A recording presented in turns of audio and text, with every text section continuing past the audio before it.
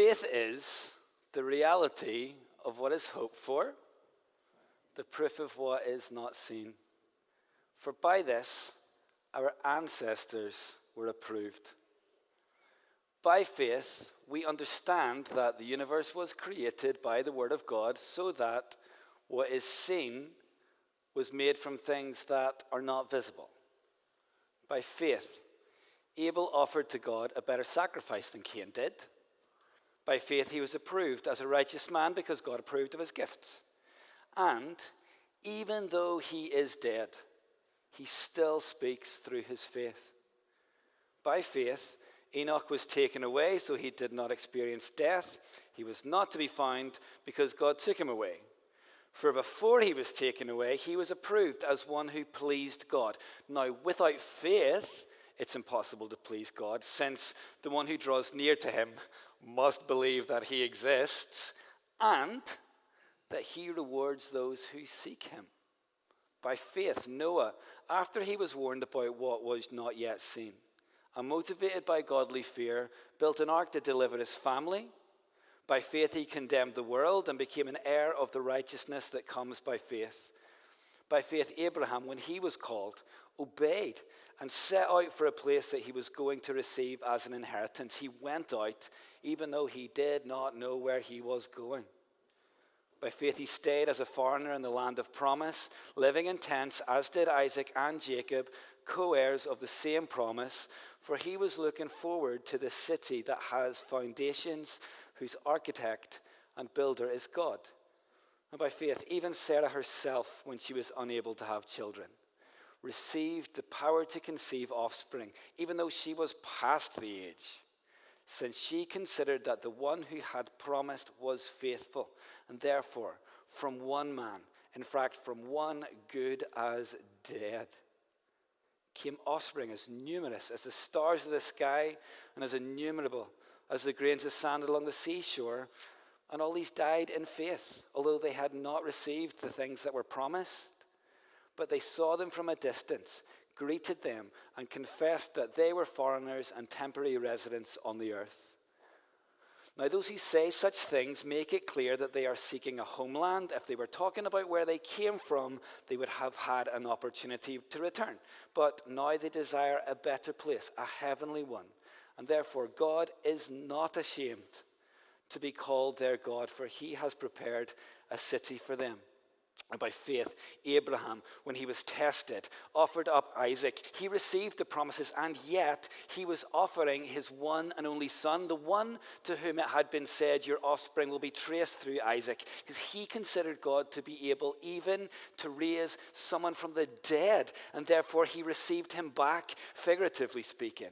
By faith, Isaac blessed Jacob and Esau concerning things to come. By Jacob, when he was dying, blessed each one of the sons of Joseph, and he worshipped, leaning on top of his staff. By faith, Joseph, as he was nearing the end of his life, mentioned the exodus of the Israelites and instructions concerning his bones. By faith, Moses, after he was born, was hidden by his parents for 3 months, because they saw that the child was beautiful, and they didn't fear the king's edict. By faith, Moses, when he had grown up, refused to be called the son of Pharaoh's daughter, and chose to suffer with the people of God rather than to enjoy the fleeting pleasure of sin. For he considered reproach for the sake of Christ to be greater wealth than the treasure of Egypt, since he was looking ahead to the reward. By faith he left Egypt behind, not being afraid of the king's anger. For Moses persevered as one who seeks him who is invisible. By faith he instituted the Passover and the sprinkling of the blood, so that the destroyer of the firstborn might not touch the Israelites. By faith they crossed a Red Sea as though they were on dry land. When the Egyptians attempted to do this, they were drowned. By faith, the walls of Jericho fell down after being marched around by the Israelites for 7 days. By faith, Rahab the prostitute welcomed the spies in peace and didn't perish with those who had disobeyed. And what more can I say? Time is too short for me to tell about Gideon, Barak, Samson, Jephthah, David, Samuel, and the prophets. Time is too short. Well, we've got time. And friends, today we're going to be thinking about just one of the dudes in this list from Hebrews chapter 11, verse 32, and why they make this list. since we've got time. But before we start, I haven't forgotten to bless you. I bless you in the name of Jesus, to know Jesus even more wonderfully today. I bless you to receive healing in your body and in your mind and in your emotion and in your spirits. I bless you to flourish, receiving guidance and help from God, no matter what challenges or circumstances you find yourself in, so that you may prevail. And I bless you to experience the love, the joy, the hope, and the peace of God today. May it be. Good times. Friends, it's a treat for me to get to speak with you today and talk about something that's going to be fun. And we have been talking about things that are quite heavy for the last little while. So tonight we're going to have a little bit of fun with this. An exciting thing to talk about on an exciting day for me and my wife Jamie. Today is our 11th wedding anniversary. I believe I've got a little pic of us. Cute. This is us 11 years ago, like a few hours, today. We stood on this very stage to get married. Back in those days, the wood was still brown. Back in those days, the hair was still brown. A little bit extra white in both places. But c'est la vie, that's fine. That's the way it goes. I don't care. I definitely don't care about a bit of grey hair. That's fine. Because I love a bit of nostalgia. I am way more likely to look back fondly than to look forward excitedly. And maybe this is like a nicely timed little piece of nostalgia, because today Jamie and I are remembering our wedding day. We're looking back to that day, and what we see is two people looking forward, excited to the rest of their lives together. And isn't that just pretty much exactly what Hebrews 11 is about? Looking back, seeing people who are looking forward. Fun times. I love that. And by the way, thank you for indulging me with the long read at the start. It's a long read, but it's a good one. And the dudes who received that letter got that long list, that long read, to remind themselves where they came from. They looked back to see where they came from, and when they looked back, they saw people who were looking forward. So let's start with this little thought, that we are not islands, and we don't exist in a vacuum. Like something, like actually lots of stuff have brought us together and contributed to who we are now and where we are now in our faith, and are currently contributing to where our faith is going to go in the future. And all those things stack up. The writer of the book of Hebrews wrote that big whole long list of people to represent the spiritual heritage of those Hebrew Christians. And it is a long list. So long, in fact, that the writer tags on a bunch of names at the end that he doesn't have time to talk about. So I thought it would be fun to at least talk about one of them. And we're going to be thinking about why they're on the list. And we're going to be thinking about how come they're there. Why are they so great? Are they actually so great? And we're going to be thinking about how would we rate them, as a dude? And we're going to be thinking about, if we were the writer of this letter to the Hebrews, since we've got the time, what sorts of things could we write? And we're going to be thinking about Gideon. And that means Judges chapter 6, and that means chatting Judges as a whole. The book of Judges has got this little cycle in it, in which the people abandon God and worship other gods. The people sin, and then God lets the bad guys take over for a while, and then the people cry out to God for help, and then God sends a judge to rescue them, and then there is peace for a while, but only for a while, because the people abandon God again, and the whole thing starts all over again.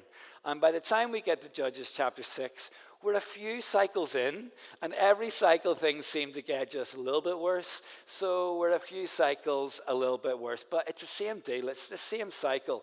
The people have sinned and they've abandoned God. And this time God lets the Midianites and their allies, the Amalekites and the Kedemites, take over for a while. And it stinks. It's awful. The Israelites are being heavily oppressed. They're having to flee their homes and live in the mountains and in caves. Constant attacks mean that there is a severe food shortage and famine where they live. So in their oppression and in their poverty, they cry out to the God they had sinned against and ask him for help, which is where Gideon comes into play. Now, I wonder what your hot take on Gideon is. Like when you think of him as a person and his character and the events of his story and his life, like what kind of impression do you get from him? And I suppose if I could put it really simply, I'd just be like, Gideon, like is he a good guy or a bad guy? And my money is on you guys thinking and us thinking that he's a good guy. I mean, he's a bit of a Sunday school hero, isn't he? Like very tellable stories. He even has a whole VeggieTales episode dedicated to him, which I hope it's not something that you remember or care about, because that episode is particularly bad. And I feel like for the longest time, I really wanted to give Gideon a fair go. I wanted to think of him as a good guy. And the first time I ever preached at Rehope, or at anywhere for that matter, I preached on Gideon. And back then, I was especially keen to give Gideon a fair shout because, like, he finds himself living in incredibly difficult circumstances. I can't imagine. And then the thing that he is asked to do is incredibly difficult on top of that. Let's get a little snippet of his story. Here's Judges chapter 6, starting verse 11. It says, the angel of the Lord came. We find out later in the story that that's Jesus. And he sat under the oak that was in Ophrah, which belonged to Joash, the Abiezrite. And his son Gideon was threshing wheat in a winepress in order to hide it from the Midianites.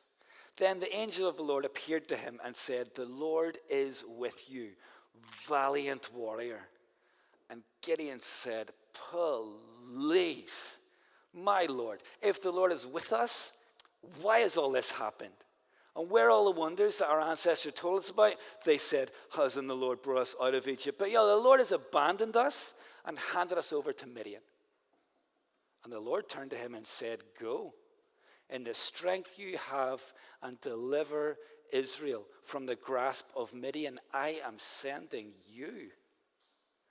So what are we to take from this? Like there's already a lot going on in here. And sometimes when we are familiar with a story, we can let like prior knowledge affect how we receive it. Like if we already know that Gideon's going to go on to do all the battles and things, we can read stuff about valiant warrior and think, okay, cool, that makes sense.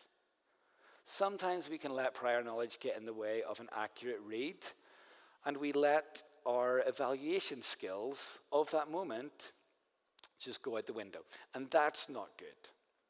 Up on the screen, you're going to see Bloom's taxonomy for higher order thinking skills. And if you're a teacher, I'm really sorry. I know it's the holidays, but my bad. Bloom's taxonomy for higher order thinking skills is a tool that was developed by this dude to help humans learn about how humans learn so that they can teach well. And as we can see from there, the foundation of that is remembering. And if we apply this tool to Bible study, we can see there that it's like remembering. You know, we want to know what the text says. And then we can move on to understanding. We want to know what the text means. And then we can move on to applying. We want to know how we can do that thing. And that's usually where we stop. Like, what does it say? What does it mean? What do I do? That's usually where we stop, which is a shame because we stop short at analyzing. We stop short at thinking about how the different pieces of the story fit together and like how does one story help me to understand what comes later. We stop short at evaluating, like, is this thing a good thing or a bad thing? Sometimes the Bible is kind enough to say that people did this and God did not like that. Or the people did this and God really did like that. But sometimes it just says that people did this and we're like, okay, now I've got to evaluate. Is this a good thing or a bad thing? Is this something that I want to emulate or not? And we stop short at creating a pathway so that we can do the thing that it's talking about in the first place. Because when we just think, what does it say, what does it mean, what do I do? Sometimes we haven't thought through things deeply enough to actually get the doing it part to stick. Evaluation is a really underrated Bible study skill. And for a collection of books that is so diverse and complicated as the Bible is, and containing human characters that are as diverse and complicated as they are, feels like we shouldn't snooze on the evaluation skill. So we're going to give it a little practice here today. And we are going to answer the question, is Gideon really a valiant warrior? And we're going to look at what the text says. And for a long time, I read this valiant warrior bit as being like a sarcastic thing. Here's why. I'm looking at the text. Gideon is in a wine press and he's threshing wheat. And that's not normally where you thresh wheat. Like a wine press is a pit that you dig and you put in all the grapes and you stomp on them and then the juice runs out a little channel that you've dug and you do that. You don't normally thresh wheat in a wine press. When we meet Gideon, this valiant warrior, like for real, dude is hiding in a hole. Valiant warrior. Like, are we really going with valiant warrior here? But he's hiding in a hole. Yes, he's hiding in a hole. Do we blame him? What does the text say? The text says, if you go out there to try and get some food for yourself, you make yourself an instant target. They will come and they will attack you. They are watching you and there are a billion of them. They will kill you and destroy your food and destroy your possessions, and they'll kill as many as they have to. If you go out to try and provide for yourself and your family, you're putting everybody at risk of inviting death. So, yeah, Gideon is hiding in a hole. Do we blame him? He's no mug. You'd be hiding in a hole, right? Being out there at all is brave. And remember, other dudes have fled to the hills and are hiding in caves, but Gideon is in his hometown. Being out there at all is brave, pretty brave. Like, fair play, Gideon, fair play to you. So, valiant warrior, yeah, I mean, we could definitely start to make a case for that. Problem is that problems come, and then things get complicated because the rest of this little, actually pretty big section of the events of Gideon's life are pretty much dominated by his fear. Like Gideon gives God all of this, oh no, not me. My family is the worst, and I'm the worst in my family. I'm the worst in the worst family. I couldn't do this. No, I couldn't. And we see that kind of self-deprecation in the Bible, actually quite a lot. Do you know, Moses tries it at the burning bush, and we see that God has pretty limited patience for that. But King Saul gives it a rattle, and Jeremiah tries it too. And I don't want to really be too harsh on Gideon for this, because it feels like it might just be one of those cultural things that we do when somebody asks us if we want a cup of tea, and we have to say no first, even if we really want one. And then they'll ask us again, and we'll say yes. I don't want to be harsh on a dude for that. But all of this testing God stuff, a lot. That feels like a whole thing, and it doesn't feel like a valiant warrior thing. And Gideon and God start doing this little dance where Gideon will test God, and then God proves himself, and then Gideon goes and does the thing that he should have just done in the first place. And in this case, Gideon makes God hang around for a bit while he goes to prepare a gift, and then he gives God the gift, and then God proves himself. And to be fair to Gideon, the gift that he offers this stranger who he hasn't realized is God yet, he offers him meat and bread and broth. He offers him food in the middle of a giant food shortage. You kind of have to say that's a pretty gutsy, faithy thing to do. Actually, fair play for that one as well, Gideon. And God does prove himself, and Gideon realizes that this is God, and he thinks, I better go and do that thing that he asked me to do. And he does go. He destroys his own father's altar to Baal, and his own father's Asherah pole, and he builds an altar to Yahweh, and he sacrifices on it. He ruins and destroys idolatry in his hometown, and he reestablishes the worship of Yahweh, the God of the Bible, in his hometown. And fair. He did it under the cover of night, but he's going to know that he's going to get caught straight away. What do you think? They're going to wake up in the morning and not notice that it's there? And he gets caught straight away in the morning. But God keeps him safe from the people in his town who wanted to kill him. And if I want to be critical of Gideon because he's so scared all the time, and sometimes I do, I've still got to conclude that a dude gets the job done. Yes, he tests God, and God proves himself, and then Gideon does the thing, and he learns that he can trust God. So you'd think that he's learned that, so he's going to trust God forever, no matter what God asks him to do, right? right? Not quite, because it's time to fight the bad guys. And Gideon tests God again and again. And he puts this fleece down on the ground, and he's like, right, here's what I want you to do. I want you to make the fleece wet, but the ground not wet with the morning dew. And God's like, okay, I'll do it. And Gideon's like, well, actually, that's not enough. Like, let's run it again, but let's run it in reverse. And God's like, okay, fine. And he does it, and then Gideon's like, right, okay, I'll go and I'll fight the bad guys. And he goes to fight the bad guys, even though God reduces the size of his army from 32,000 people to 300 people. And that is a drop, by the way. And they're up against 135,000 men. So good luck, Gideon. I can see why you are scared. And he is scared, and we know that because God tells him straight up, if you go to fight them, you will win, I will win for you, you will win.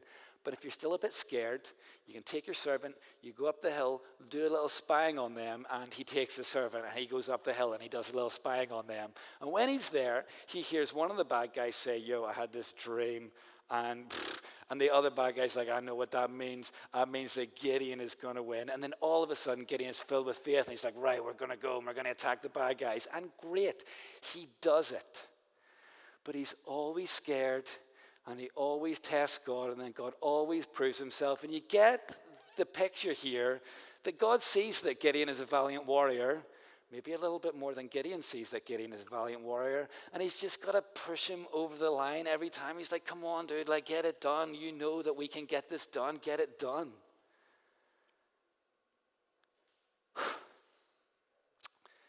He's scared. But he overcomes his fear. He sees what God is doing. He trusts God and he steps into faith. He steps into what the writer of the Hebrews said was the reality of what was hoped for, the proof of what is not yet seen. We know Gideon had faith that God was going to deliver the victory because he went against all of the odds, so laughably outnumbered. And he went. Gideon chose faith over fear. He saw the challenges, he felt them, but he overcame his fear every time and he was obedient. And I have to say, I kind of respect that. I've got to respect that. I'd love that to be something that I could claim for myself. I'd love that to be something that you could say about yourself whenever you find yourself facing what seem to be impossible circumstances, that you choose faith and you step into it with God and you overcome. And that's the end of Gideon's story, according to most Sunday school tellings. And I can kind of get it, because after that, things get messy. Really messy. After that, Gideon seems to have this weird personality transplant, where this little timid, scared man just seems to go in this power trip, and there's all this anger burning up inside him, and he's mad at the lads from Ephraim, but that seems to get cleared up pretty quick. And then he beefs with the men from Succoth and Penuel for not helping him. Then he makes all these threats about whenever he's finished with his battle, he's going to come back and torture them and tear down their towns. And we're like, Gideon, where does this come from? Don't do that. And he's just like, why don't I do it anyway? And then he goes back and he just does it anyway. He tortures them and he tears down their town and he kills all the men of Peniel. And we're just like, where did this come from? Where did the little scared Gideon that I was looking down on a minute ago? I kind of missed that guy. He was a good guy, right? Where did this guy come from? And just when you think it's not going to get any worse than this, he just goes and undoes all of the good that he's done and completely ruins everything that he has accomplished. Right, get this, we're going to read, and this kind of captures Gideon for me, that he starts off great and then things get wild. Judges 8, starting verse 22, says, Then the Israelites said to Gideon, Rule over us, you as well as your sons and your grandsons, for you delivered us from the power of Midian. But Gideon said to them, I will not rule over you, and my son will not rule over you. The Lord will rule over you. You're like, all right, Gideon, good one. Fair play, mate. Yeah, I like that. Dun, dun, dun. Then he said to them, let me make a request of you. Everyone, give me an earring from his plunder. And now the enemy had gold earrings because they were Ishmaelites. And they said, we agreed to give them to you. So they spread out a cloak, and everyone threw an earring from his plunder on it. And the weight of the gold earrings he requested was 43 pounds of gold. And for the record, I checked this morning. If you were to buy that amount of gold today, this morning, it would have cost you 949,443 pounds and 17 pence. Like, we're talking gold up in here. In addition to the crescent ornaments, the ear pendants, the purple garments on the kings of Midian, and the chains on the neck of the camels, Gideon made an ephod from all this. And he put it up in Ophrah, his hometown. And then all Israel prostituted themselves by worshipping it there. And it became a snare to Gideon and his household. When Gideon died, the Israelites turned and prostituted themselves by worshipping the Baals and made Baal-berith their god. The Israelites did not remember the Lord their God, who had rescued them from the hand of their enemies around them. They did not show kindness to the house of Zerubbabel, that's Gideon, for all the good things he had done for Israel. Look, all the gold.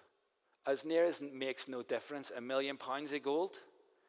And Gideon started off the things that he was doing, his judging, by destroying idol worship in his hometown and reestablishing the worship of Yahweh.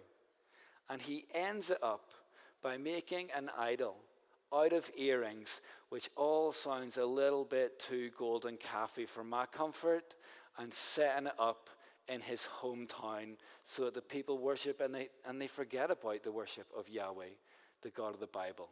Like, are things better after Gideon than they were before? Are they all like just the same? It doesn't look good. And I mentioned in the past that I wanted to give Gideon a fair go. That was definitely true then. And then I went through this phase of just thinking that Gideon was the worst. One time I remember like being in a seminary class when I lived in Portland, and we were talking about Gideon. And I let my feelings be known, as is my way. And I projected them out there as if they are fact. And I was like, I would give Gideon 4.5 out of 10. And everyone was like, 4.5 out of 10? Really? Like 4.5 out of 10? I was like, yeah, 4.5 out of 10. Think about it. He did this and it was good for a minute, but his whole lasting legacy is idol worship. He blew it. 4.5 out of 10. And then my buddy's like, oh, I named my son after Gideon.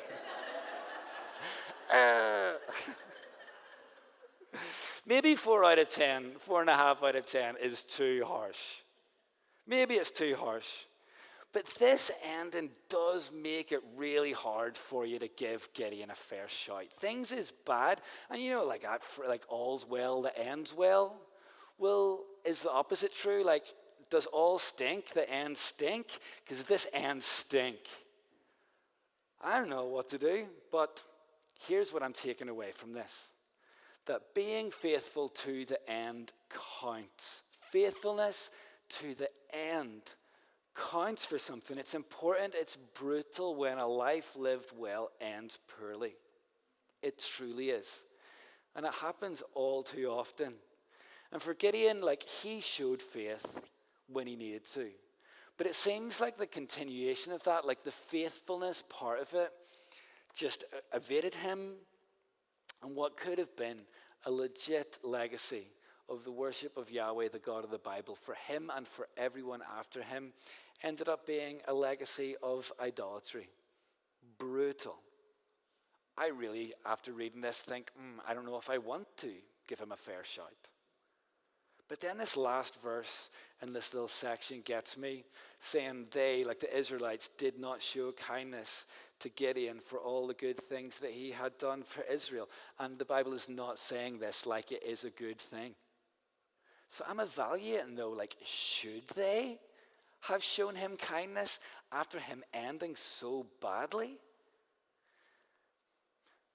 Does it still work these days that you get 3 strikes and you're out? Like, how many second chances do you get? Kind of feels like sometimes you get 1 strike and you're out. You make 1 strike and you're toast. 1 mistake, you're gone.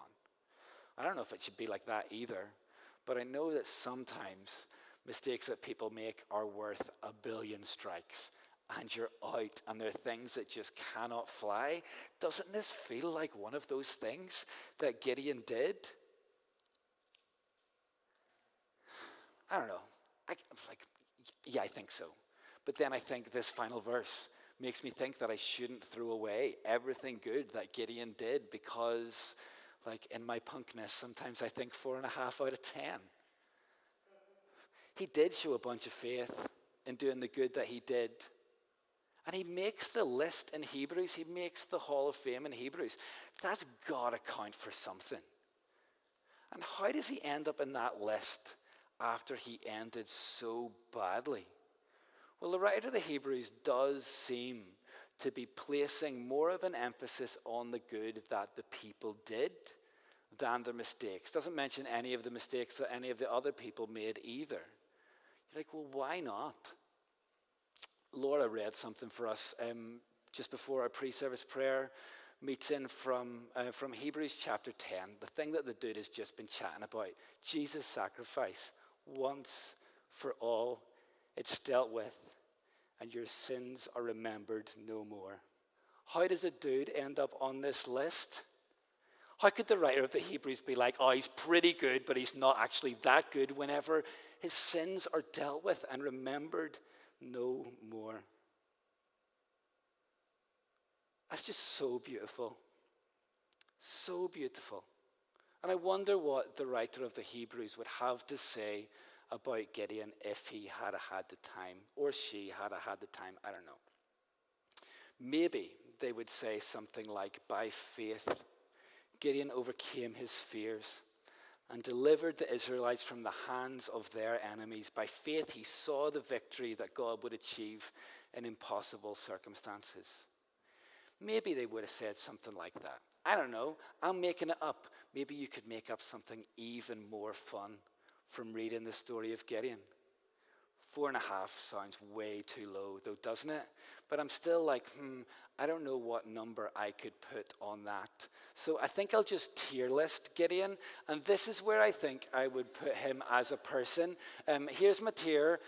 Obviously, S being the top rank and D being the bottom. I think he belongs in the B tier. Like really high highs, but also just like a really low ending. And it does feel weird to put like a Hall of Famer in the B tier. But when you've got dudes like Abraham and Moses, they must be sitting up there, right? And I'm glad that I'm also not putting myself in this tier list, because I know that I would be sitting in like the Z tier. I know that my mistakes are many, and I know that my faith and displays of it aren't as impressive and overcoming the odds as Gideon's were. I don't want you to think that I'm being like really smug and judgy. I'm just practicing my evaluation skills to see what it is that I might learn from Gideon, from his good things, good examples to follow, and going back to his story and learning from some warnings from the mistakes that he made. Because he did make some mistakes, and there's no denying his failures. But the writer of the Hebrews doesn't seem too worried about that, because Jesus has that one sacrifice and it's done, and his sins are remembered no more. And I guess a conclusion that I'm drawing from this that brings me so much comfort, and I hope it brings you comfort too. Look, your sins don't define you. Your mistakes don't define you. Your faith in Jesus defines you.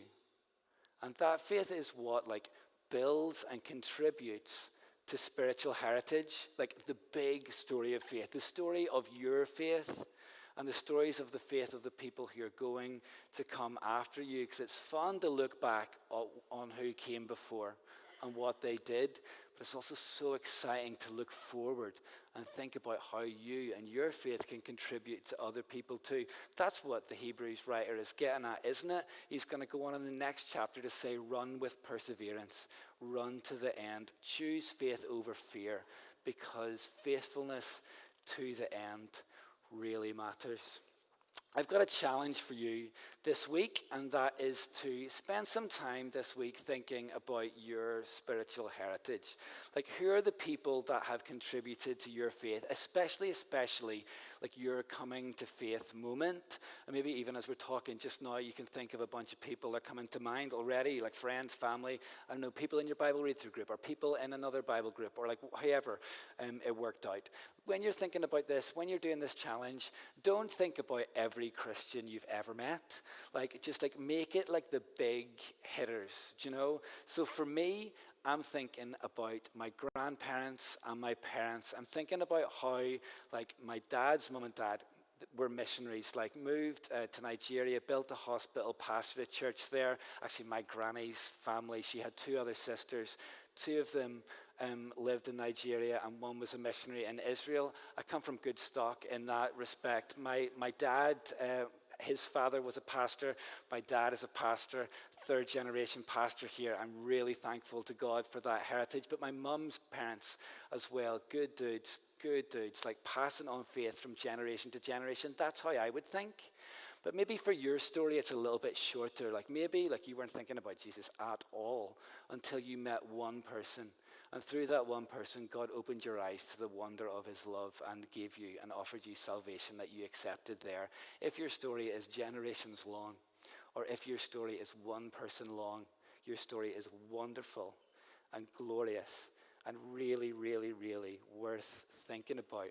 Who are the people that have contributed to your spiritual heritage, and what did they do to demonstrate faith? Think about it and write it down. And then the really fun bit is to fold it into like the whole story of faith, like starting off from the foundation of the world, the way that Hebrews 11 does, and working through like all the big dudes from the Bible, and then picking up your story where the story of the Bible, like at least the narrative bits in Acts, finish off. I like to do this in pre-service prayer during the praise bit, and I'm praying and saying, God, I thank you that you made the world. I'm going on that Abraham and Moses, like you gave judges and prophets and kings to guide, and then you sent your son.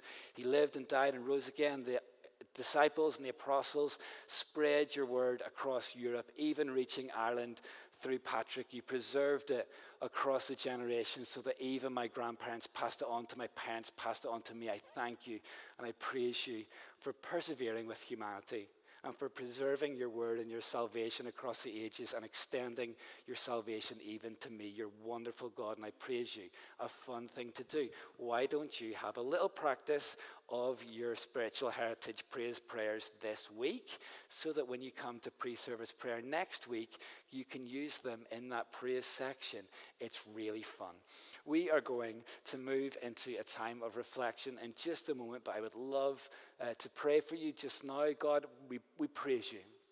We praise you, and we just say thank you. We offer you our thanks and our gratitude for persevering with humanity and preserving your word and your salvation throughout the generations and extending that to us. You're wonderful. God, I pray that you would help us to see that we exist within this legacy of faith, and the things that we look back on, the people, like things that they overcame, we know you're the same God to us that you were to them, and we know that we can overcome things because of your power. You're going to help us just like you helped them. So help us to choose faith over fear, and help us to persevere and choose faithfulness into the end. We love you so much, and we want to live our lives for you every single second of it. Be glorified and be honored through the things that we do in faith. Amen.